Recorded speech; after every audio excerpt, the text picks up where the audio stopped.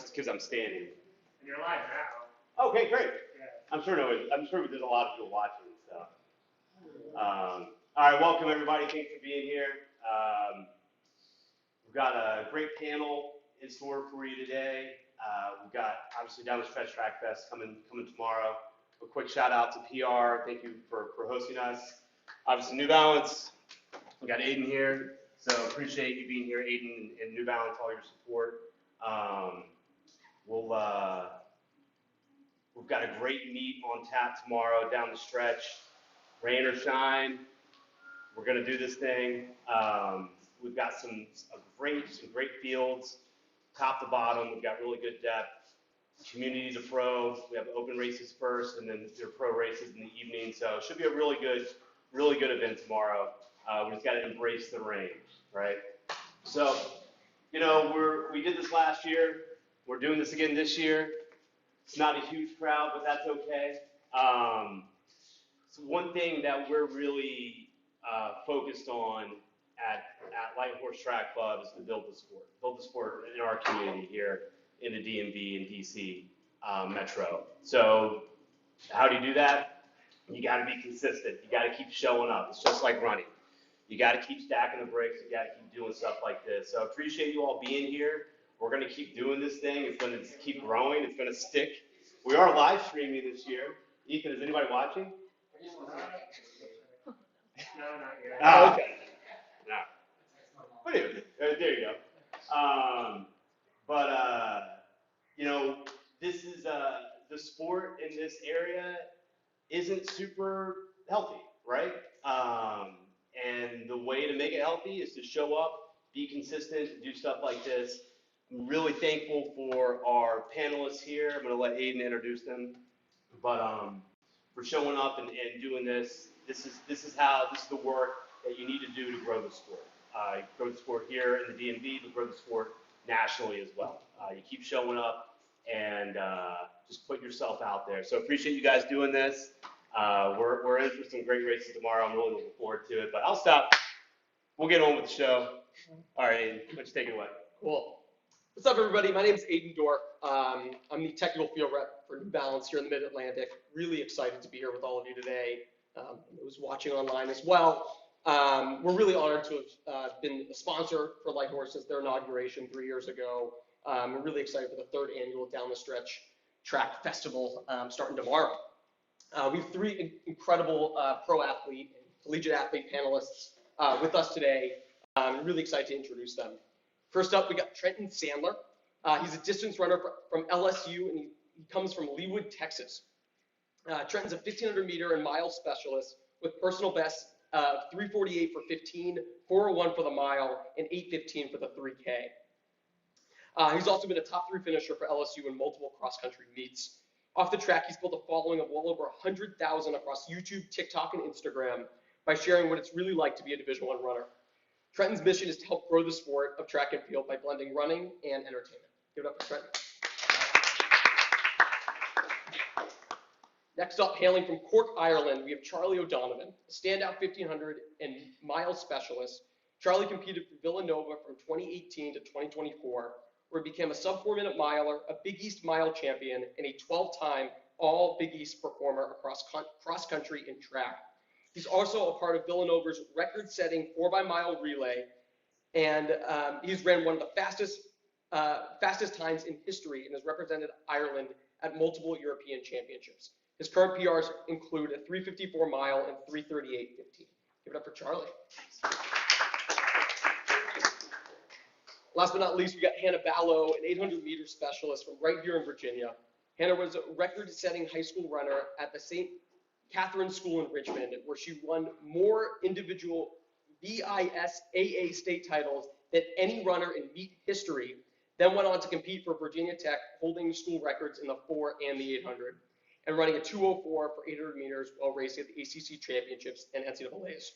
Over the past year, she's taken the next step, turning pro and continuing to develop as one of the country's promising middle distance athletes. Give it up for Hannah.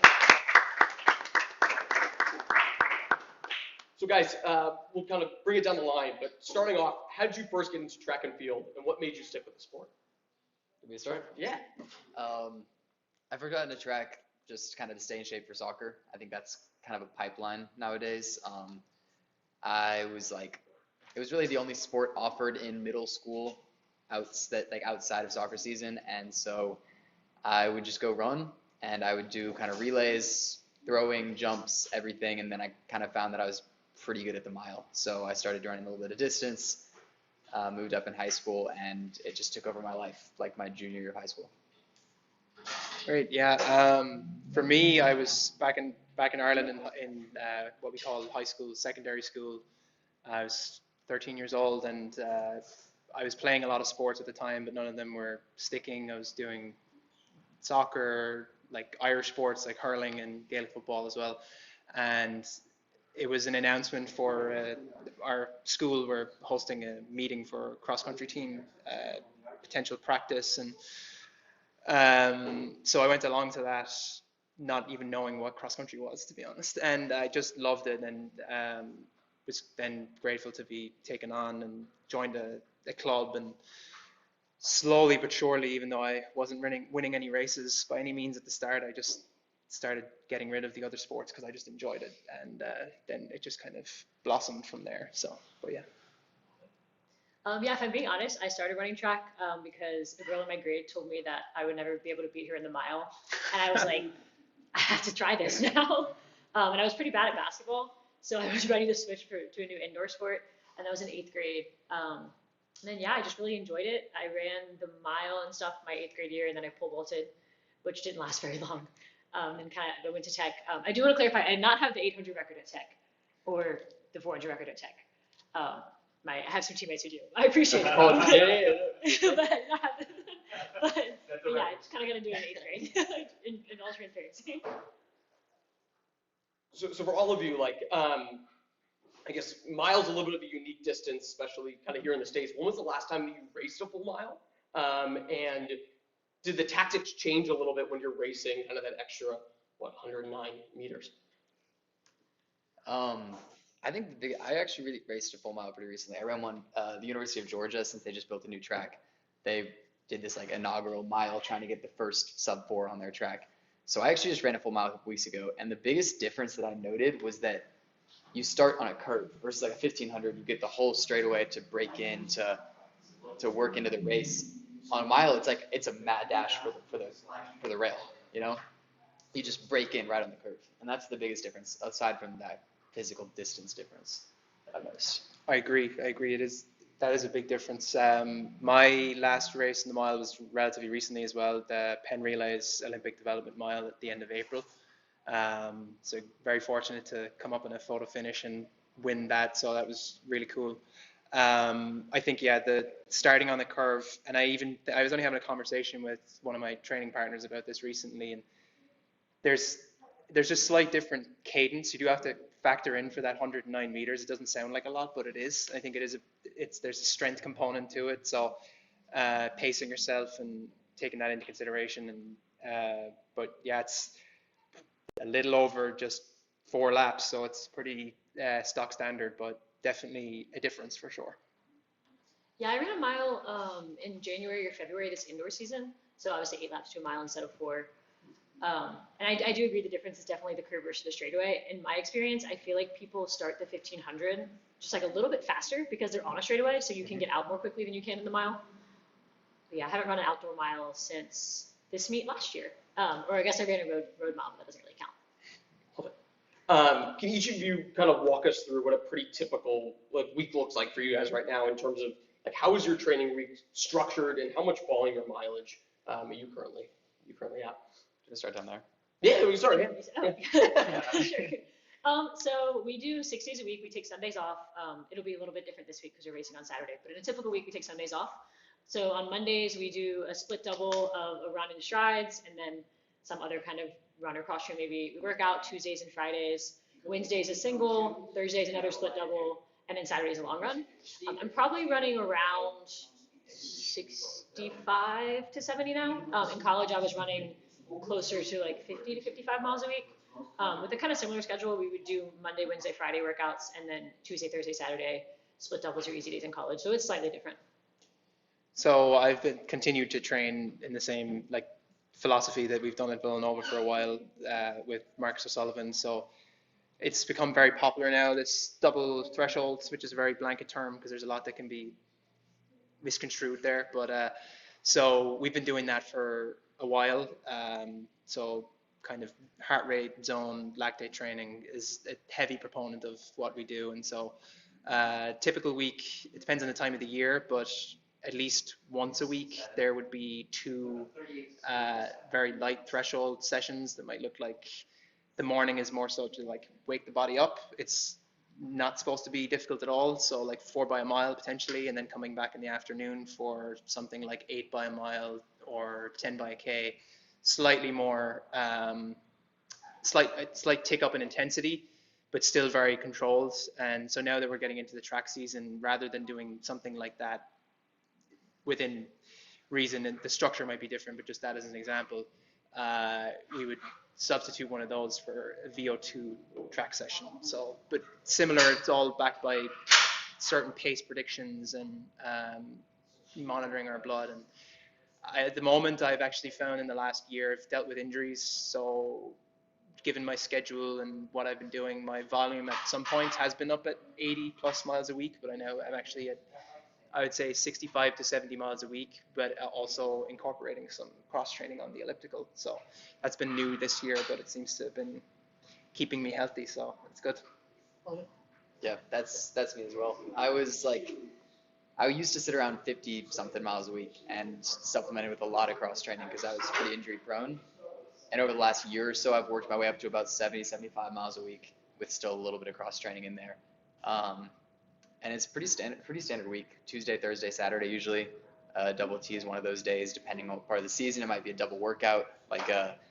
We tend to lean more toward like a 5 by 5 minutes, like a light threshold in the morning, and then like faster track reps, like 10 by 300 a mile pace or something in the afternoon. Once you get a little bit into season, but I mean that's kind of what it looks like for me for the last 6 months or so. Yeah.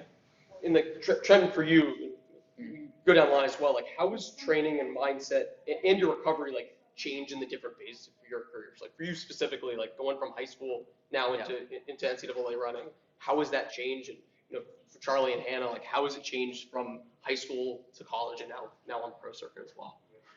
Well, at high school I was playing soccer still, so I would kind of start training for track in like January or so, and just train through May, and then go back to soccer. And for most of my time in high school, I was also going to soccer practice, so I would run like 50 or so miles a week, and then I would go to soccer practice after. But eventually in college, obviously I had to drop that, and I just worked my way up. I mean, training starts in the fall. It starts higher mileage, and it gets into some faster stuff, and I worked my way from about 50 to 75 miles a week, just using cross training to kind of bridge that gap. Yeah, before college, my coach, who was actually also a Villanova athlete in his day, there's a lot of connections between me and the university, but he was, and I'm very grateful for it, he held me back a lot in training. We've been doing 25, 30 miles a week. We'd race a lot, and then it would just be mini workouts in between. And similarly, when I got to Villanova, there was a slight increase, but it was never, this set number. We're like, all right, we're going to put you from down here to up here. So, and now, as I kind of mentioned earlier, there's been times where the style of training is very similar to what I do, but there might be, say, a recovery run that might be supplemented with cross training. So the hours of training are probably the same, if not more, but the mileage technically might be a bit less. But again, I think, no 2 years are the exact same. And if you follow the training that works for you perfectly for 1 year, and you're like, go back and view this as the blueprint, and you expect same or better results, it might not always happen. So, but yeah. Yeah, I graduated high school in 2019, so it's been a little bit since I made the high school to college transition. But yeah, very similar. I didn't run a lot of mileage in high school. I feel like that's it's different now. A lot of high schoolers are doing double T and all these crazy workouts. And I definitely wasn't doing anything like that in high school. So the intensity definitely changed in college. And I think the biggest thing is really just the time commitment. I never would do 2 workouts in a day, even if it was if I said workout, I'm including easy run. I would never do a run and a cross train or an easy run and a cross train in high school, like a morning afternoon thing. and that's pretty standard in college. And then I've also switched training programs since I left college. I went from Virginia Tech, and now I train with NC State, with the NC State coach. And so that's a very different training setup as well. I think the biggest difference, though, going from college to like a post-collegiate world is that it's by choice a little bit. So in college, it's kind of like you have to be practiced at this time. And in the post-collegiate world, it's like, well, there's no one telling you have to be somewhere at a certain time, but you have to take that responsibility into your own hands and say, well, I have these goals I want to achieve, so I have to go to practice, or I have to get up before work, or get up before class, or whatever it is. For people who are watching online here today, runners who are racing tomorrow, who may be newer to the sport, newer to running track and field, but also maybe this is their first track race. Any advice for them, getting more intensely into the sport or hopping on the track for the first? Slow down. Slow down. That's the biggest. I've seen it in my career and in other people's. The biggest difference between me moving up from 45 miles to 75 miles a week was just taking an ego check. I was constantly getting hurt like my freshman year because I was trying to hang 3-minute Ks for tempo pace with the 5th-year seniors. And that just was not my tempo pace. So I'd finish a tempo workout, which you're supposed to be like, okay, I feel good. I'd be drained.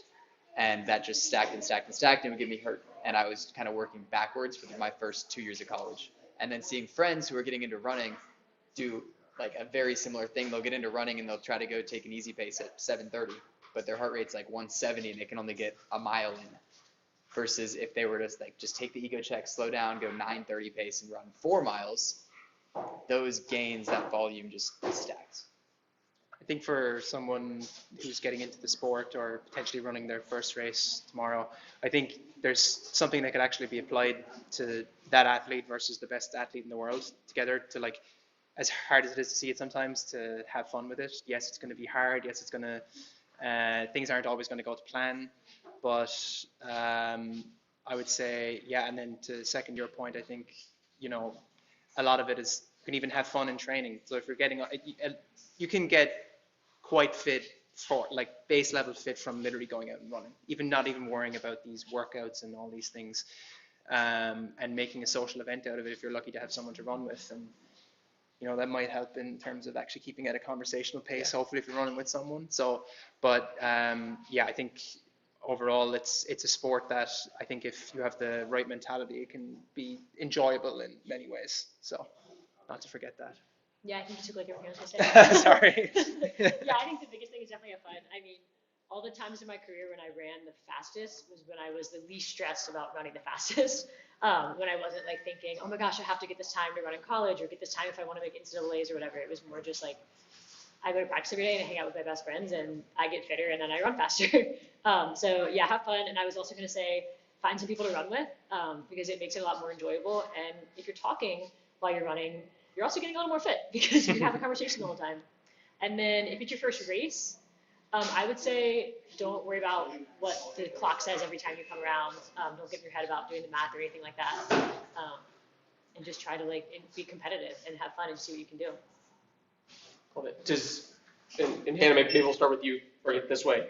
Tomorrow we have a little bit of rain in the forecast. Does that change the way that you're either mentally preparing for the race or warm up anything? How does weather impact? I wouldn't say it changes mental preparation. I kind of like running in the rain. I feel like there's this aspect of I feel kind of cool because I'm running in the rain. So maybe it changes the mental aspect there. But I would say that in terms of warm up, it might change attire. If it's not, I'm probably going to wear a pair of leggings and a pair of sweatpants and a raincoat, make sure I'm really warmed up before I race. Versus if it was 90 degrees out, I wouldn't need quite so many layers on. But the actual warm routine will be about the same. I might just bring a dry pair of socks. The same, I think, sometimes, to go back to my last point in terms of, being hyper-focused on something, there's things you can control and things you can't control. So say conditions for running a certain time, you can't really control that, but getting the best out of yourself on the day you can. I think I'm the same. My coach had drilled it into me from very quickly at Villanova to have, dry clothes to change into just to stay warm. So that would be the only change, but and it's the same for everyone. So that makes you feel better if you are running tomorrow. Everyone's going to be going through it. So. Yeah, I could have used that advice 24 hours ago. I did not pack any warm or rain stuff really. I don't know. I don't think anything really changes really. What she said, I feel cool running in the rain. The pictures are gonna come out cool. Whatever happens, it's gonna be cool. Love it. Do you have any superstitions or routines before racing? No. I used to, at a younger age, have a lot, and I've gradually, kind of over time, whether it be eating a certain thing or doing a certain thing, I think you can go down. Clearly, even just talking about it now, it's not great. But one thing I do every now and then is like lay out, like at some point, like my racing kit and things like that. Just if anything, it's less of a superstition, more of just like, all right, I know I have it, and I'm not worried about it. So, but that's the only thing I've kept going in my. I think I've been running now, racing at least for 11-ish years, I think so. But I did have there was a time where I had a lot. Yeah, same. I used to have lucky socks in high school, and like not the kind of person who wouldn't wash them. Like I washed them, but I would wear them for every single race. And then yeah, I did stop doing that in college, and I don't have anything like that anymore. I would say I eat similar foods, but less of a superstition and more of just like I don't want my stomach to hurt when I'm racing. But yeah, I should do the uniform thing because I have shown up without a bib before, so I should start practicing that. That's good advice. Now's a good time to open it up to the crowd. Like, if we have any Q&A, any questions coming in, live stream too.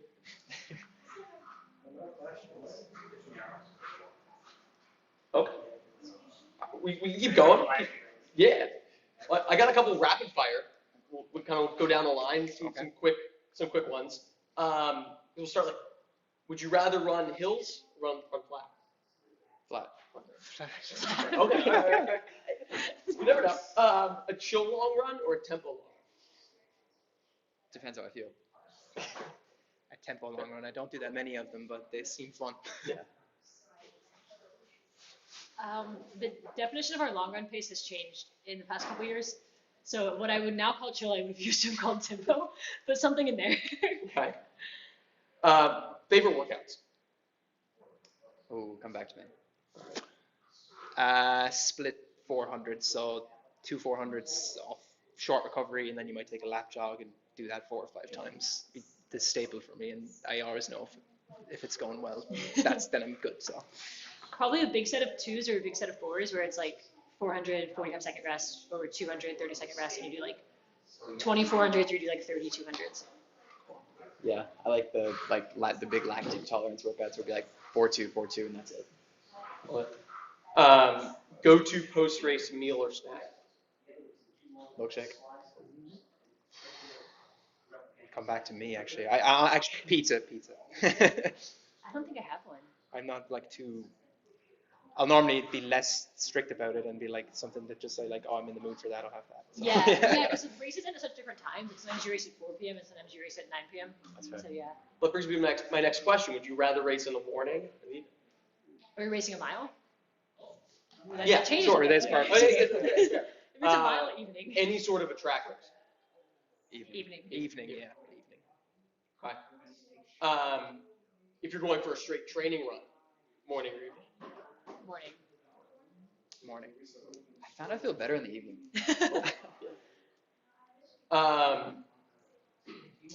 Indoor mile or outdoor mile? Indoor. Yeah, I'm gonna say indoor. I was gonna say indoor too. All right. And then current favorite TV show, movie, or book? Top I just watched Blackbird on Apple TV. Cool. It was good. I'm gonna go. I actually went through a list of movies recently to try and determine my favorite one. Interstellar. My favorite book series is called Shades of Magic. It's like a 3-book series. I guess what's one thing that you wish people knew, or sorry, not rapid fire, but a little Okay. longer. What's one thing that you wish people knew or understood more about being a pro or, NCAA elite runner? Like, what's something that might surprise people? Come back to me. Yeah, I'm Who's thinking like.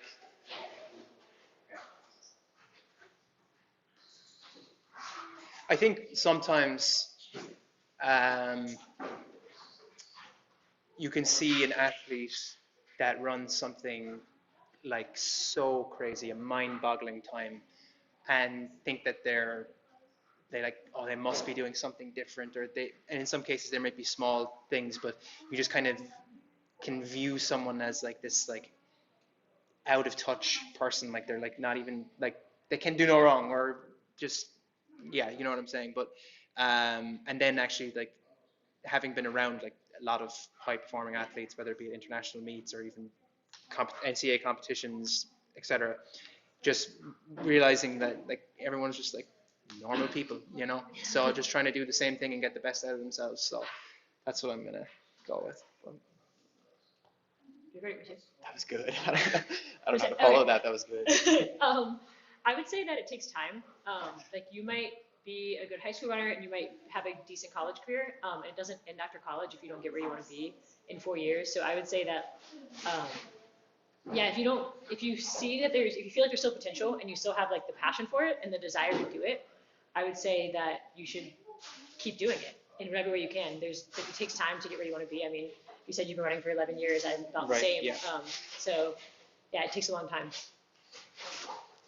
I would say the same thing in that it takes time, but more like how much time out of your day it takes. Like people don't realize how your entire day starts to become shaped around like what you're eating, what you're doing, where you go, all that just starts to be shaped around your sport.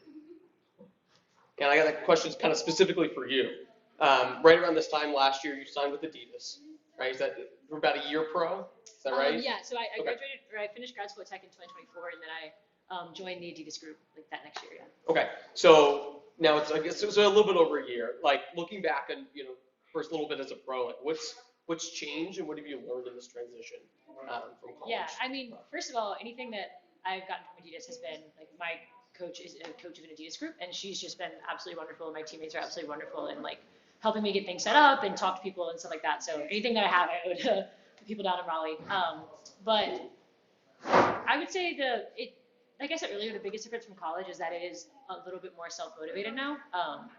I'm not on some like crazy contract. I have like 3 jobs outside of running, and I'm a student. So I think that the biggest difference is just being a little more intentional about things. But also outside of college, like on the more fun side, a less serious note is it's just really fun to go to these meets and get to run people that, I might get in a race that I have no business being in, and I might get dead last, but I might run really fast because I'm with people.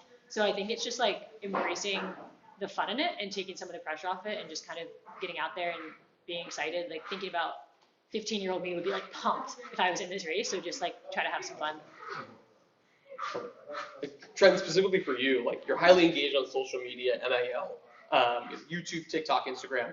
Can you talk a little bit about how that started for you and like what advice you would give to a high school, college, athlete who's wanting to, get more involved in NIL and advance their own brand? I mean, it started to me as long as I can remember. I was like 5 making iMovies with my friends, and made various like YouTube channels and stuff along the years. I just thought that I never had a reason for people to care. Like I was just a kid who grew up in South Kansas City, like whatever. And then I signed at LSU, and I was like, wait, okay, like this is a reason people could care. And so I just started making videos from there. That was how I got into it, just kind of finally fulfilling what I always wanted to do. And then advice for people getting into it. I mean, you want like technical advice or like general advice? Whatever you think is best. I mean, the most actionable advice is that audio matters more than video, but I don't know if that's like really, really technical. I need this advice. This is good. This is good. Yeah. But is there anything like when you got to LSU, you're working through NIL, deals, partnerships, working with brands, any advice in terms of somebody who maybe isn't doing that right now, maybe less on like YouTube specific, how to, take their own brand and image? I mean, you got to be willing to do stuff for free. You got to be willing to, like, my first probably 5 NIL deals were like, oh, here's a free pack of electrolytes, post a video about it. Sure. And then I use those videos to pitch to other companies to work my way up. And I just think that goes for everything. I mean, in track even too, you want to get yourself in a better race, you got to work your way up. Great answer. Charlie, you're from Ireland. Yes. Even though it was a few years ago when you first came to the States, what was that transition like, and what's kept you kind of in the U.S. for so long? I think so. I went straight out of high school to Villanova, and to be honest, going to Villanova was a dream of mine for a variety of reasons. But like my coach Marcus is like the term gets thrown around too much, but he's a legend of the sport, and specifically from a small area from where I'm from. He's ran over 100 sub 4-minute miles. He's won 3 world indoor titles. He's 4-time Olympian. That was a big, and he's a fantastic coach. He's coached the NCAA champions. So that was like I knew that I could get the best out of myself with him as my coach. So when that became an opportunity, I wanted to run at it basically. But culturally, big difference. From a running standpoint, I think it was 2 things: the access to facilities, not fancy, just even a track where there's no headaches about getting onto it. Like, when I came on my visit, I was like, oh my God, look, I can see all the tracks when I'm landing. I'm like, this is great, because I'm like, there's 2 in Cork, in like the city that I'm from. And trying to think what else, but there was a lot. But I think as well, having at all different levels, even at college, but having people that were running, it's gotten a bit better now in Ireland, but at the time it was very much a niche sport. I was the only person in my like high school team that was training, other than say like once a week and then running the races. So having that like group of people that are like on the same wavelength, because like you said, when it's more so like what you can't do, or how your day revolves around it, and people understanding that. So, but yeah, no, absolutely loved it. And of course, like there's no 2 countries are the same, but I've been here for a while now, and Villanova in particular is probably where most of my answers come from there. But yeah, I love it. So I love it. We did have a little bit of kind of Irish breaking news happen this week. The announcement of Conor McGregor coming back, the Notorious. Oh, right. Curious your thoughts on him coming back to the UFC and. At one point, like, yeah, listen, I think at one point he was, really putting Ireland on the map from a global standpoint in sports. And I think somewhere along the way, I think he lost his way. So, but everyone, I'm assuming can have a redemption arc, and maybe he can. So, but to be quite honest with you, I didn't even know that news. So that's news to me. So. Right. I think we might have a couple Q&A. Yeah, we have A couple live Q&A. All right. what is the best piece of advice you've ever received that has stuck with you throughout your career? It's a great question. I have one. I had a college teammate who she was in grad school and I was a sophomore, and I was like really stressed about probably something dumb. And she told me that she had gotten this advice in college. She was like, you have to have a parking lot in your head, and you have to park the car that's stressing you out about school there, and go to practice and put it out of your head. And so she was like, you have to learn how to. It's basically just learning how to like segment things. And when you're stressed about work, you have to be at work when you're stressed about work. You can't be stressed about work while you're on a run or while you're trying to go to sleep. And I think that in college that was really useful, and then after college it's really useful to just kind of keep things when I'm focused on running and focused on running. So the parking lot's just a way to visualize it in your head, but it was very useful. Right. 2 stick out to me. Number one is, you can get, especially when I was younger, you'd get really obsessed about running a certain time and have that idea in your head. And a coach, and another Irish coach, is another former Villanova athlete in the 70s. He was second to Steve Prefontaine in the 1971 NCAA cross-country championships. Donnie Walsh is his name. And he told me one day, race the race and the times will come. And that's one thing that stuck with me. I've ran some of my best races time-wise without even thinking about it. And from my own coach, Marcus, it was a learning curve moment where, everyone likes to, I'm sure Conor McGregor likes to back himself and talk about a million things that he's going to do and et cetera. But sometimes, and there's times for that, but there's also times for having the term was like quiet ambition. So like knowing that you having the confidence to do something that you set your mind on, but you don't need to tell. It depends on the person. But for me, I found that that's been great advice. I mean, I think I can piggyback with what she said. Like, that's huge. The segmentation of having your life and having things separate. Like, I remember my freshman and sophomore year, I lived on campus, but not just on campus, like basically at the track. Like my apartment, I could see the track. And it just, all of my life blended together between meals, school, track, all of it was right there. And it wasn't that I really realized how much that was just stressing me out and adding to the injury and all of that. I just couldn't escape it until I moved 10 minutes off campus. And then once I had that segmentation, it was like, I can park my car at the track for track practice, and then I can drive home, and it's over.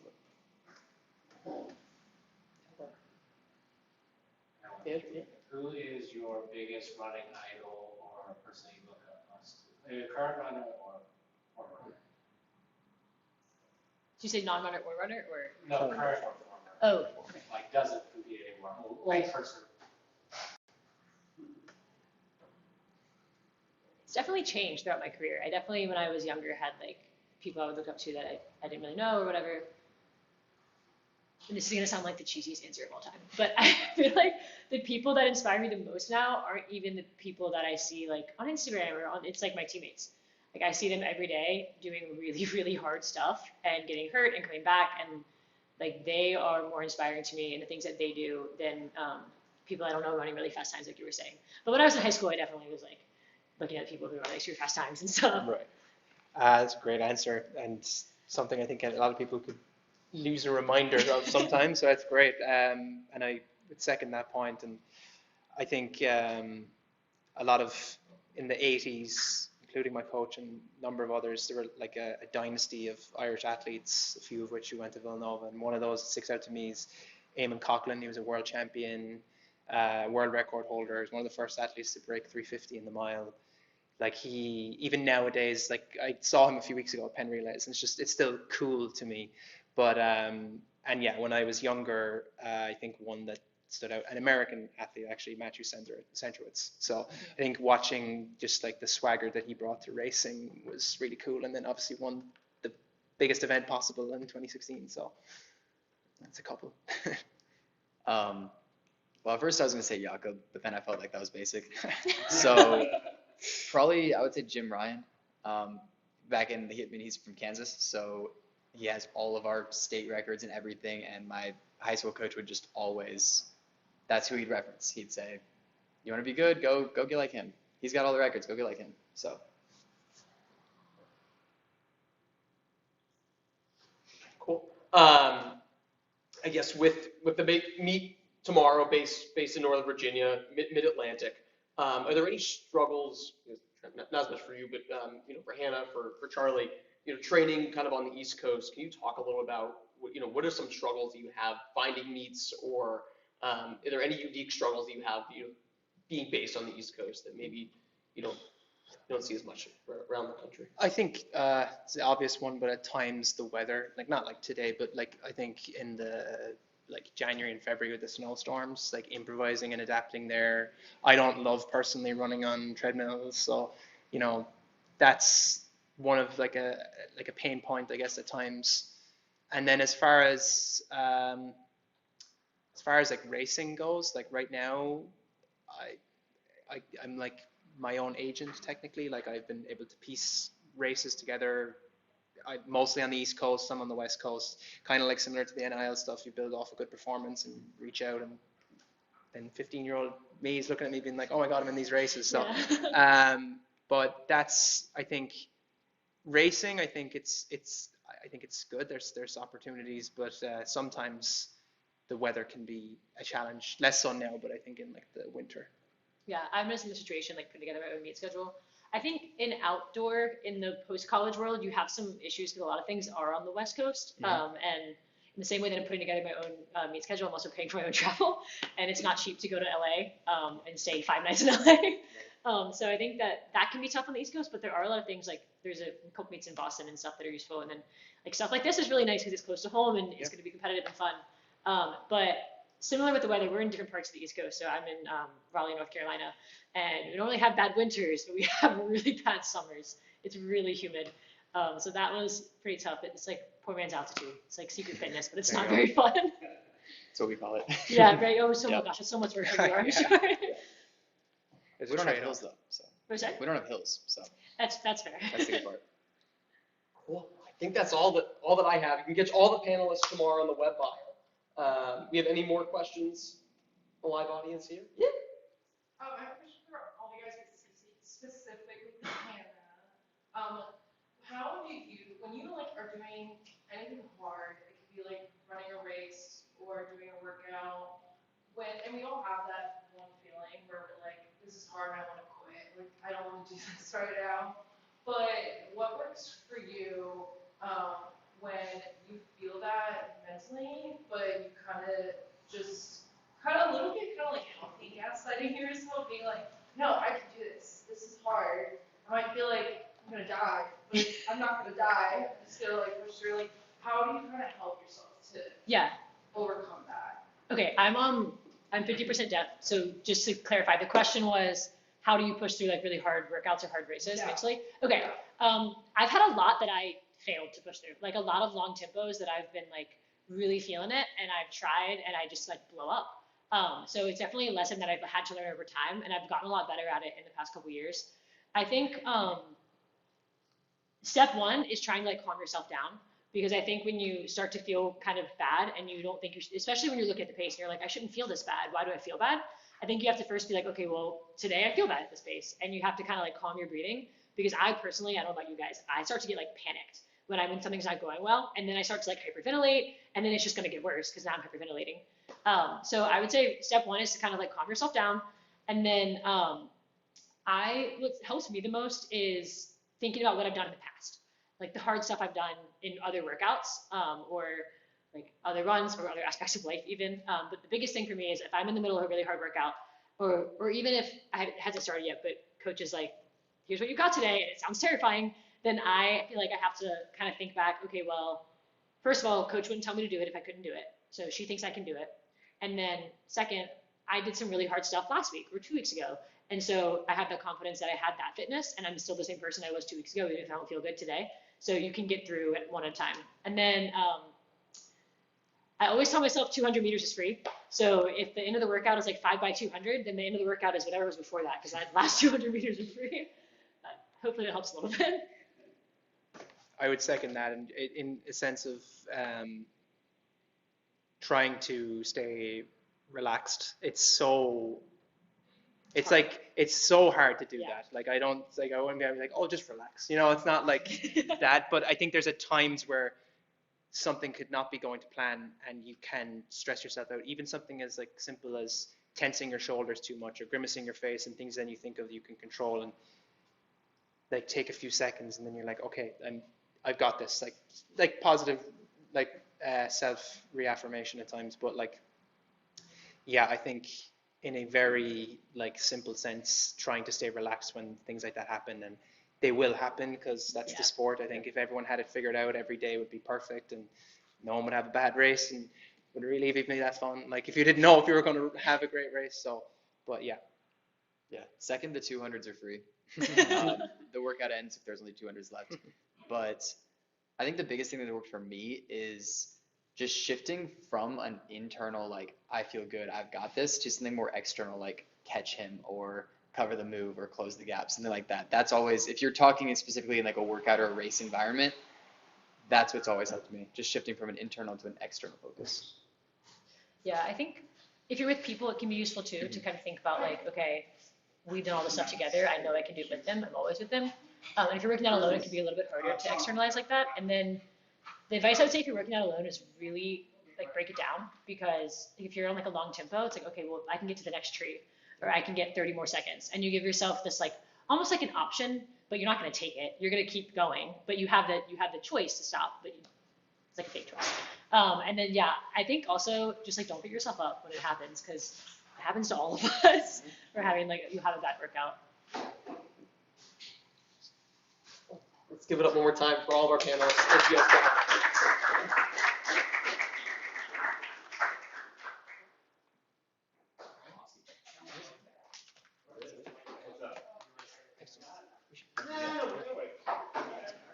Didn't mean to question with the Connor question. That was it.